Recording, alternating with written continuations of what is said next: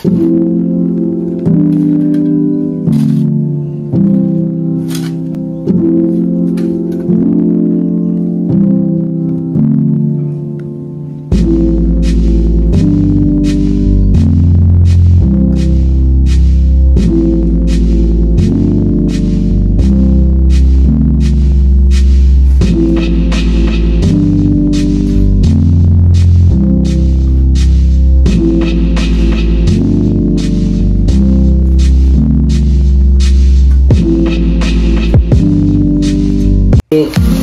kasi para kay kaibigan Dexter, tulog si kaibigan. Anda, kaya sabi nila may tag 2,000 daw kayo. Halay kayo.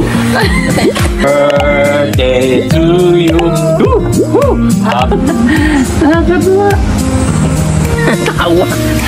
Tawa pa rin. Laban lang, ganyan talaga. Ay, ito kay Kuya.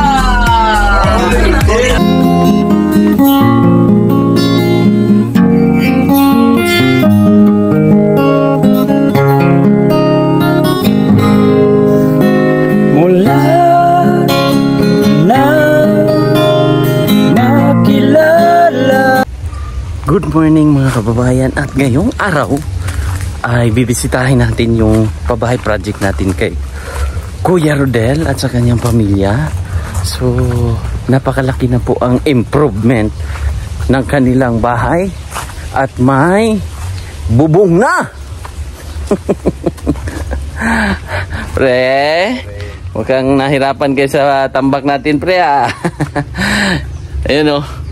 Oh, nagtambak na rin sila dito. Tapos itatamper. Mukhang kulang pa. Kulang po yun. Kulang pa. Siguro mga 3 pa. Oh. Bali masubra dito sa palibot. Dito sa palibot para hindi ganong mahirapan sa kalisod. Dito sa sala-sala. Ay sa balkon. Para dito sa balkon ba. So ito po mga kababayan ang mga ganap dito sa bahay o ginagawang bahay nila Kuya Rodel. So yan mga kababayan, may bubong na. Anong tawag sa style nito, pre? Streamline. Streamline. Streamline po ang style ng kanilang bahay. At yan nga may bubong na. 20 feet yan, diretso. So may bulada pa dito na extension para ma-open ang ating kuwan dito. Maganda. Para hindi maanggihan ang hindi maanggihan ang pintuan. Nice. At nakataas. Medyo elevated siya sa lupa para ang ating mga tubig ay hindi makapasok. Hindi sila welcome dito sa sa flooring. So yan, kulang pa ng panambak ang para dito sa flooring. So mahaba-haba, malaking ano pa to, tambakan. Palagay nating hindi, pero kuan dito na ipadam dito sa malapit. Para tapon na lang ng tapon. Pwede. Diyan kasi malayo. So anong kulang natin na materials, pare Franz? Tubular. Tubular na tayo. Dito na kay para. Sige. Nag-ano si Doy, tambak-tambak. Kung may panambak na ako pasukat dito. Sige. Kailangan kung kuan tatawagin ko. Pwede. So may simento pa naman tayo. Yan yung pang ano natin sa flooring. Flooring. Okay. Saka sa kuan ang suggestion ni dito na lang daw yung stick na. Sige. Itong kapike dito. Pagtambak ba? Okay, baga bayang tambak basi mo daw na tong flooring. Tama. So dito na lang, sabi ni Jules. Okay. So suggestion ni Pare Jules. Pwede. Doon na lang septic tank natin. Tapon na lang. Ano naman dyan? May exit. Oo. Dyan na lang. Sige. So gano'n na lang ang aming gagawin kasi yung area hanggang doon naman yung lupa. Doon na lang natin ang septic tank. Sa likod niya. Sa likod. Pwede. Malayo pa. Tama. Kasi yung kwarto ay malaki na pala, no? Ang lapad pala nito, mga kababayan, no? Kuha natin ito. Ang pertahan dito. Dito na lang. Dito lang. Oo. Sige. Ang doon, magkatabi. Hindi. Maghiwalay. Pwedeng hiwalay natin para doon na side ang pintuan. Hindi, may CR mo dito. O sa gilid ng CR. Parang gano'n ang CR natin, no? Oo, sa gilid ang pintuan. Oo. Gano'n ang CR. Tapos yung pinto dito na side. Tapos dito naman yung pintuan sa kabila. Para ang bintana natin Isa lang. isa tapos isa din doon. No? Isa lang ba? Oh, tag-isa lang. Ang dito. Dito may isa dito. Malaki. Oh, may isang malaki dito. Tapos may isa dito. Tapos ang sakuan, maliliit na lang. Maliit na lang, uning na lang gagawin natin Lutuan. para sa lutuan. Oh, di ba? Galing talaga, pre. Ang galing ha. So mag-order pa tayo nito. Kulang pa pala to. So lista mo na, pre. Yung ano natin, yung ngayon para sa mga tubular, para sa 30 tapos welding rod o cutting disc. para mabili ko na ngayon. Primer. Oh, primer. Oh, primer pa natin para hindi kalawangin. Yung pala itong binili mo, Oh. walang catalyst. Ha? Oh, may kisame ito. Lalagyan natin ng kisame para komportable sila at magiging maayos na ang kanilang tahanan dito. Oh, di ba? Kita niyo na po mga kababayan ang progress. Tapos dito may hagdan. Oh, lagyan natin ng hagdan dito na side. O diretso na sa terrace, balkon. No? Balkon na lang natin. Isa ka hollow block. Oh, isang hollow block. Tapos diretso. May hollow block pa tayo? Ah, para sa CR din, no? Kulang? Kulang tayo. Kulang pa kami ng hollow block. So yung tibay ng pundasyon nila ay tingnan nyo naman po mga kababayan, no? Yung poste, pulido yan. Gretchen yan. Kilala niyo si Gretchen, pre? Sino yun? Hindi si Gretchen Pulido. Diba? Gretchen Pulido yung announcer.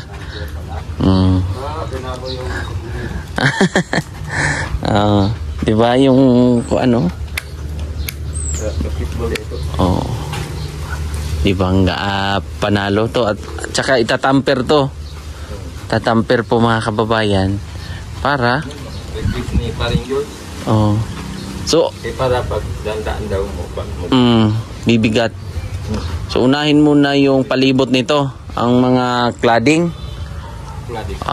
Para sa ang style natin, alam mo na yun, pre. Yung style natin pa higa, hindi yung pa tayo. Para maiba naman. Maiba yung style. Kulay puti at yun nga ay nakabit na rin yung sakto lang ang ating color up. Tamang-tama lang, no? Pites na pites lang. Ganda na nito, para na tayong ano nito, lagayan ng parkingan. Pwede na pala, no? Oo. Oo, dalawang sasakyan na. Isa, dalawa, oh. Oh, mayroon kang truck dito pang ano ng Cupra. Kasya na. Pwede na pala pag mga ganitong shop, no? Oh, yan po ay gawa nila. Yan po yung style. At nagpahinga lang konti kasi nagtambak sila. So yun sa kapitbahay, oh. Oh, yun din yung kapitbahay din. May kapitbahay na sila kuya dito. Marami ng kapitbahay. Isa, dalawa, tatlo, apat. Marami. Tapos meron pa doon sa likod. May hardware dyan. Oh, palibot. Ito ay malaking space din na may kinuha. Yan. Yan po ang kuan. Tapos yung kulay pula, mayroon din dyan engineer. Tapos dito sa gilid may pulis. Kaya safe sila kuya dito.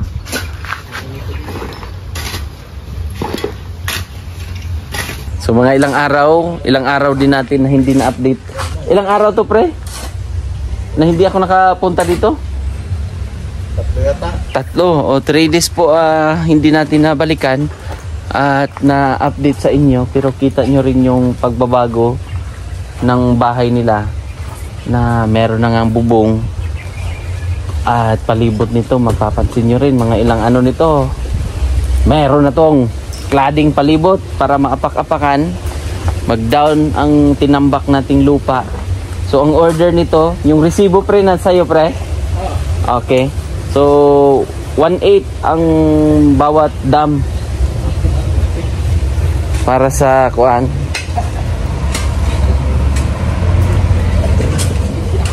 Kulang pa tayo ng buhangin, no? Order na rin siguro natin para masagad-sagad na natin ang ating mga kailangang Arangan ng kuan ba? Sige, unahin muna natin tong panambak. Para doon siya makadam. Para maka-atras siya ng mataas-taas. Para masagad niya po dito. Para tapon na lang ng tapon. Diba? Ang galing ng bayanihan natin mga kababayan. Sulit po yung tulungan natin, no? Kita nyo po. Ang ganda ng progress. Ang ganda po ng nangyari para sa buhay nila ano to. At thank you talaga sa mga sponsors, mga nagtitiwala sa atin, mga nasa ibang bansa. Thank you so much. At sa mga nagdasal, alam kong maraming mga kababayan natin na hindi man nakapagbigay, pero grabe yung suporta sa pagdarasal na sana ay maraming magbigay, mag-pledge, mag-donate para tuloy-tuloy yung trabaho dito. So thank you so much sa inyong lahat. Maraming salamat talaga. Dahil hindi dahil sa inyo at hindi rin dahil sa ating mga panday ay hindi natin to magagawa. Ilang days na tayo dito pre? Mag 2 weeks pa lang pre. Mag 2 weeks pa lang po. Sila ay ito na ang naganap. Ang mahirap lang naman nito talaga yung pundasyon. Pero pag once na ayan, dito na sila sa gilid. Yung sukat ng ating ano pre, yung ating dingding, sakto lang. Sakto lang siguro. At saka yung sa division. Kasi may mga kwantong yung cutting sa pinto, saka sa bintana. Pinasobrahan mo yun? Okay. Para hindi na tayo mahirapan sa pag-order pa isa-isa. Ayan. Kasi yun yung ano eh. Depende lang kung may kwan. Oo. Pero pag dito sa additional, okay lang. Dito sa balcon. May binibake ka dyan, pre? Meron. Ano yan? Chocolate? Brownies? Pa isa-isa, mga kababayan. Ganun talaga ang gagawin pag gumagawa ng bahay. Pero ito, talagang makikita nyo po na pulido at solid yan. Hindi basta-basta ang pagkagawa nila pare yan.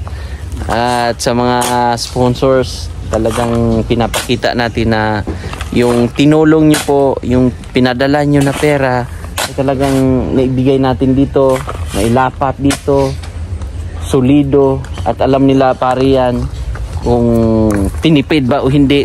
Kasi kung tinipid ay magagalit to si Engineer Franz eh. Di ba pre? Walang ano to.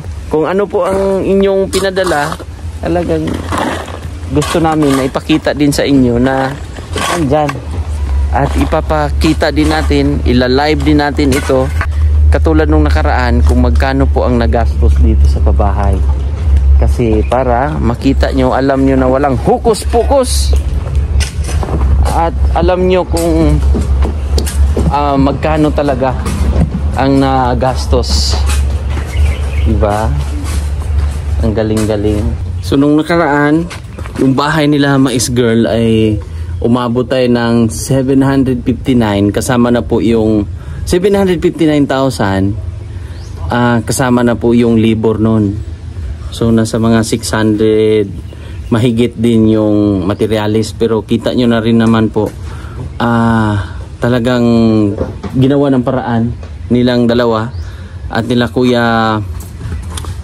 Kuya Nestor, di ba? Mabigat yan, pre. Ginawa ng paraan para magiging matibay kasi alam nyo naman nung una talagang mahina ang pundasyon dahil kung ano po yung kakayahan nila, kaano lang po yung pera na malikom nila, ay yun lang ang pwede nilang mailapat. So sa katagalan, isang taon hanggang sa gumalaw yung ano, pero ginawa ng paraan nila Pare Franz, Pare Doy, na magiging matibay. At thank you ulit sa mga sponsor. Kinagiya din. Alam kong marami din ang tumulong doon.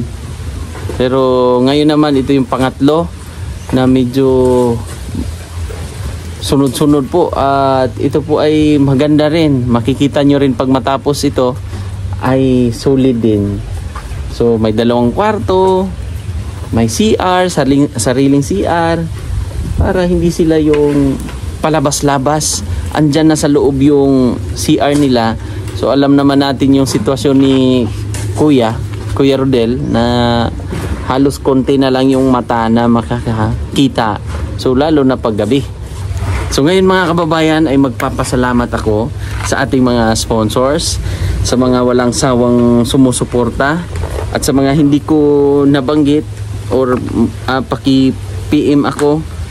Baka meron tayong nakaligtaang isa or anuman, nailista ko naman. Mga kababayan, yung ating sino po ang mga sponsor, sino po yung mga nagpadala. So sa mga sumusuporta at nanood sa vlog natin sa Davao o sa Gubjin o Davao Oriental, kina Nonoy, ayan, suportahan natin si Nonoy sa kanyang pagbablog doon sa lugar nila, kasi marami din. May plano pa kami na puntahan yung mga Manubo tribe sa taas, sa mga bulubundukin. At nasorbi na ni Nonoy nung nakaraan. Kinulang lang tayo ng panahon kasi oras, mga ilang oras din, 3 oras, 2 oras ang biyahe para marating din yon. So kinulang tayo. So yung mga natulungan natin doon, yung mga karapat dapat din kahit papano, meron pa nga doon na maibablog din namin sa susunod. So mag-thank you ako ulit sa Rodel House Project at sa lahat ng mga tumulong. So meron na tayong 14 na katao na nagbigay or nag-pledge nito mga kababayan. So mag-thank you lang ako kay ate from Brisbane, Australia. Siya po yung kauna-unahang nagbigay ng 38,790. Kauna-unahang sponsor natin sa pabahay project natin kay Kuya Rodel.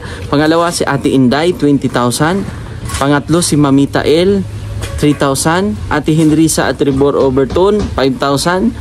Tapos Sir Janet from Canada, 10,000. Mami Heider of Germany, 5,000. Tapos anonymous natin na sponsor, 8,349. Tita Jeannie of California, 50,000. Anonymous natin na sponsor, 10,000. Tapos 10,000 from Kuya Tatski. Sir Dodong and Ma'am Joy Alido, 15,007. Ate Bell, 3,000.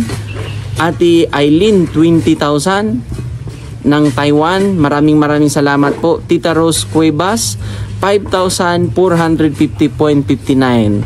So sila po yung mga sumuporta at tumulong po para maumpisahan. At nakita nyo na rin po yung medyo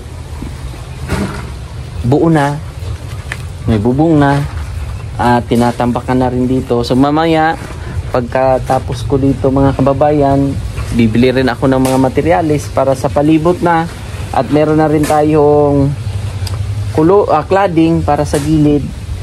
So yun na lang ang kailangan natin gawin, mga double walling, kisame. So yun na lang po yung mga kulang natin, pero yung cladding nabili na po natin.